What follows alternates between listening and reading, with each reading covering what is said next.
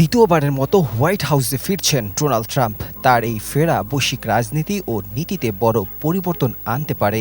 তার America first agenda আন্তর্জাতিক সম্পর্কে নতুন রূপ দেওয়ার পাশাপাশি বিশ্বজুড়ে লাখ লাখ মানুষের জীবনে প্রভাব ফেলতে পারে বলে ধারণা করা হচ্ছে।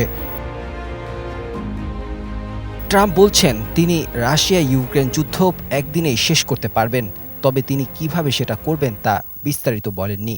তিনি ইউক্রেনকে $1 মিলিয়ন সামরিক সহায়তা দেওয়ার সমালোচনা করেছেন।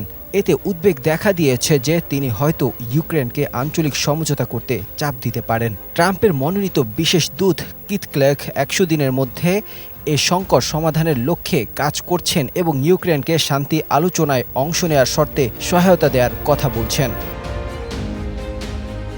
এদিকে ন্যাটো নিয়ে সমালোচনা অব্যাহত রেখেছেন ট্রাম্প। তিনি ইউরোপীয় সদস্যদের প্রতিরক্ষা ব্যয় জিডিপির 5% পর্যন্ত বৃদ্ধি করার দাবি জানিয়েছেন।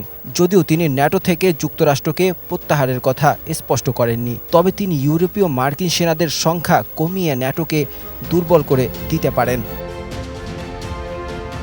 এছাড়া মধ্যপ্রাচ্যে ট্রাম্প ইসরায়েলপন্থী অবস্থান ধরে রাখবেন। তিনি আব্রাহাম অ্যাকর্ডসের ভিত্তিতে সৌদি আরব ও ইসরায়েলের মধ্যে চুক্তি করার চেষ্টা করতে পারেন।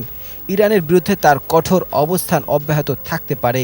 তিনি ইরানের বিরুদ্ধে নিষেধাজ্ঞা এবং সামরিক প্রতিরোধ জারি করতে পারেন। গাজার যুদ্ধবিরতি বাস্তবায়নের চ্যালেঞ্জগুলো তার নেতৃত্বের পরীক্ষা নেবে। এদিকে মধ্য এশিয়ার দেশ চীনের প্রতি ট্রাম্পের কঠোর মনোভাব আরও তীব্র হতে পারে। তিনি চীনা পণ্যের উপর 7% শুল্ক আরোপের প্রস্তাব দিয়েছেন। তার প্রশাসন চীনকে একটি বড় হুমকি হিসেবে দেখে, বিশেষ করে তাইওয়ান ইস্যুতে।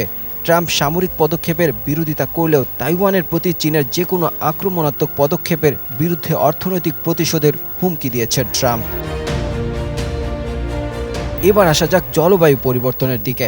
জলবায়ু পরিবর্তনের বিষয়ে ট্রাম্প আবারও প্যারিস চুক্তি থেকে যুক্তরাষ্ট্রকে সরিয়ে নিতে পারেন এবং জীবাশ্ম জ্বালানির উৎপাদন বাড়ানোর দিকে মনোযোগ দিতে পারেন।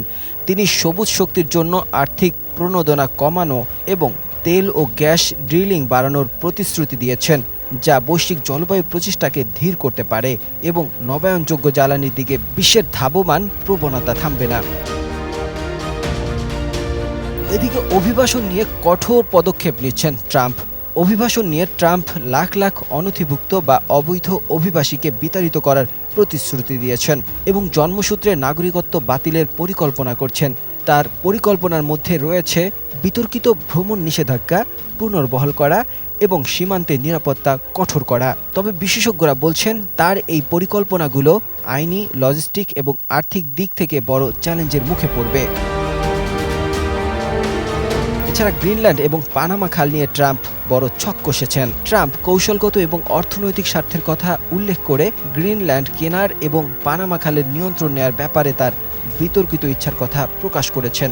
যদিও এই পদক্ষেপগুলোর সফল হওয়ার সম্ভাবনা কম, তবে এটি বিশ্বব্যাপী মার্কিন আধিপত্য প্রতিষ্ঠায় ট্রাম্পের আকাঙ্ক্ষার বিষয়টি প্রকাশ করে।